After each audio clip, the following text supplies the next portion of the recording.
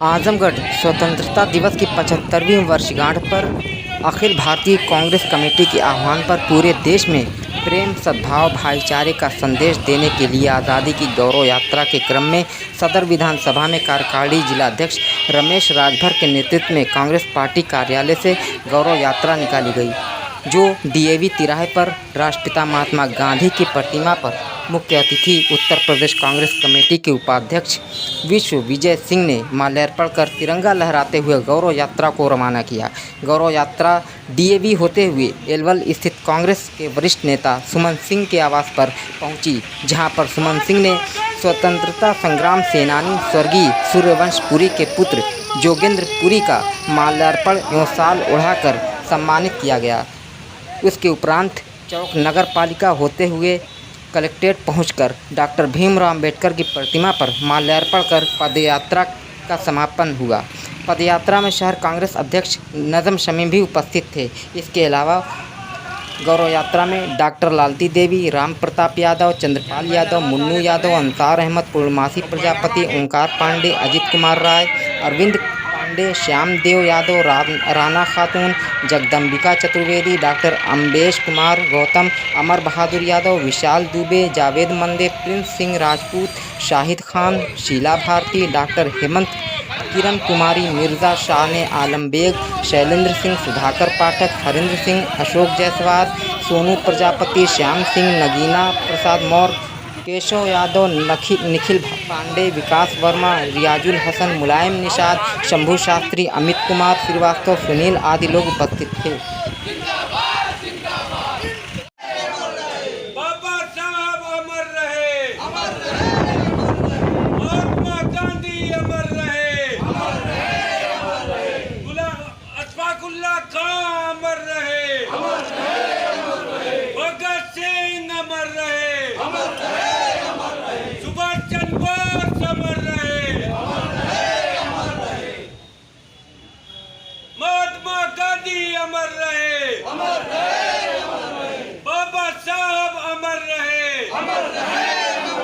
अबुल कलाम आजाद अमर रहे, अबुल कलाम आजाद अमर रहे, अशफाकुल्लाह खां अमर रहे, अगस्त क्रांति जिंदाबाद, जिंदाबाद, जिंदाबाद।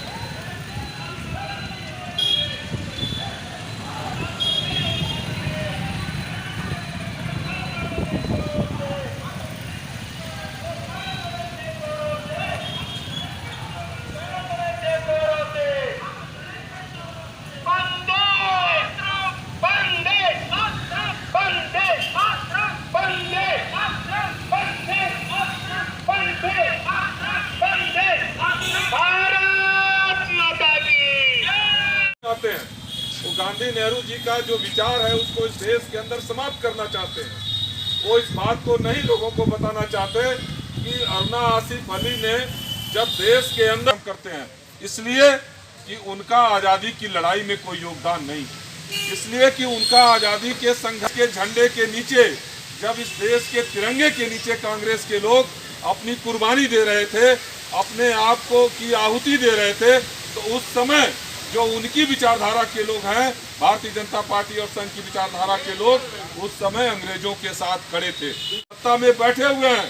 तब भी वो कांग्रेस के योगदान को और इस देश के तमाम सारे स्वतंत्रता संग्राम सेनानियों के योगदान को, जिन्होंने कांग्रेस के झंडे के नीचे आज़ादी की लड़ाई लड़ी, अंग्रेजों के कोड़े खाए और फांसी पर झूल गए, उनके योगदान को नकार करके इस देश के जो मानबिंदु हैं उनको समाप्त करने की बात कर रहे हैं। आज़ादी के 75वीं वर्षगांठ पर कांग्रेस की राष्ट्रीय अध्यक्ष आदरणीय सोनिया गांधी जी के निर्देश पर पूरे देश में